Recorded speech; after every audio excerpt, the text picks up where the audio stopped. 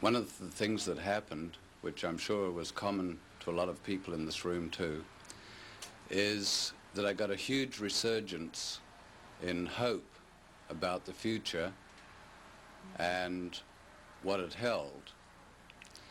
Prior to that, and I'm sure this is common too, I'd had a lot of questions about life, about the meaning of life and the purpose of life. Questions like, why are we here? Is there an overall purpose to the theme of things? And is there a God? What happens when you die? Where did we come from? The usual questions. And it's not that I got answers to those questions, but I got the hope that it would be possible to get answers to those questions. Then, in a period of time after that, there were certain things happened which didn't seem to be consistent with this subject or philosophy. In other words, I expected a tremendous amount of it. I expected a tremendous amount of the people involved with it. If anything, I felt that they would be ideal or perfect beings. Not necessarily analytically, but in some respects I tended to assume that everybody involved with this movement would be very unaberrated,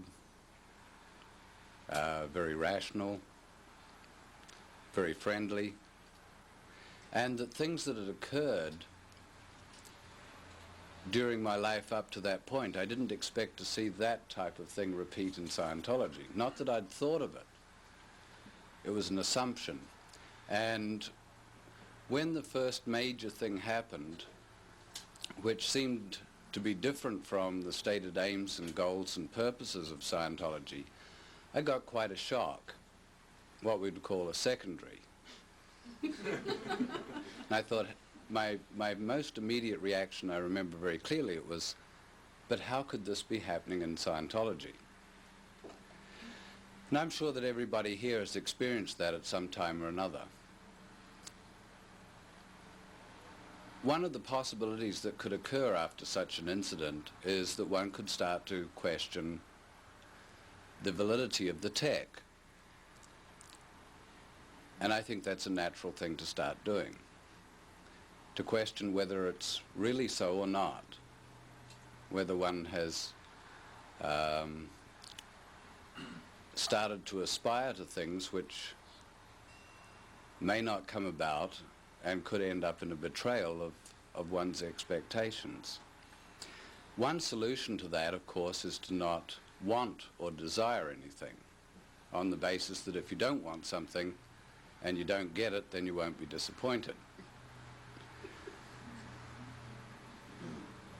I remember the first time I tried that was over a toy, but I still wanted it.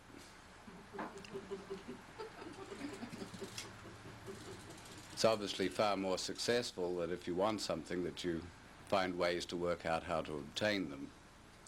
Anyway, one of the natural possibilities is to not expect or not desire things. In fact, there are Eastern philosophies based on that, where they try to eradicate all desire or wanting for improvement, or any desire actually for anything is considered to be one of the roots of evil, or one of the pitfalls in life that one should avoid. That's obviously not a satisfactory answer to life.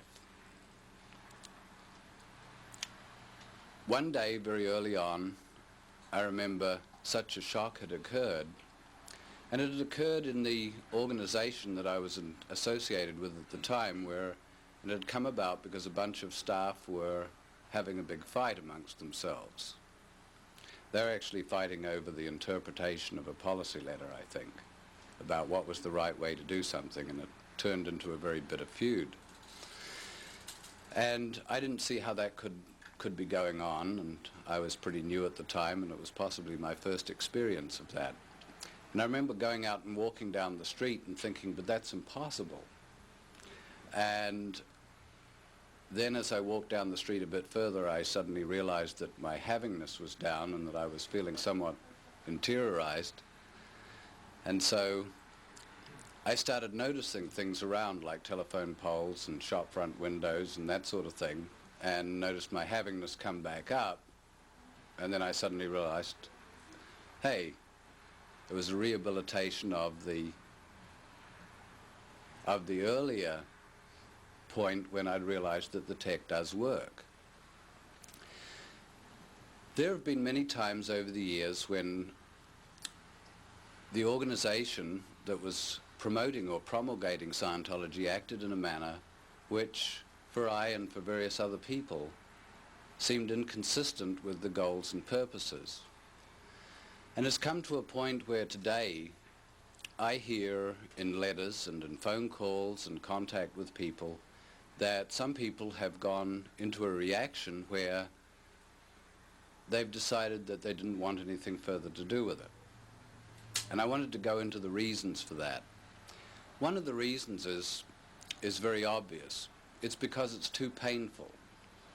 Either, and I'm referring here to mainly emotionally painful, having wanted and expected so much and then been so let down by what went on, the person decided that he didn't want anything more to do with it.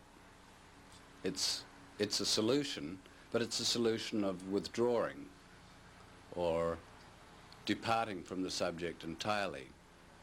And that is not optimum either.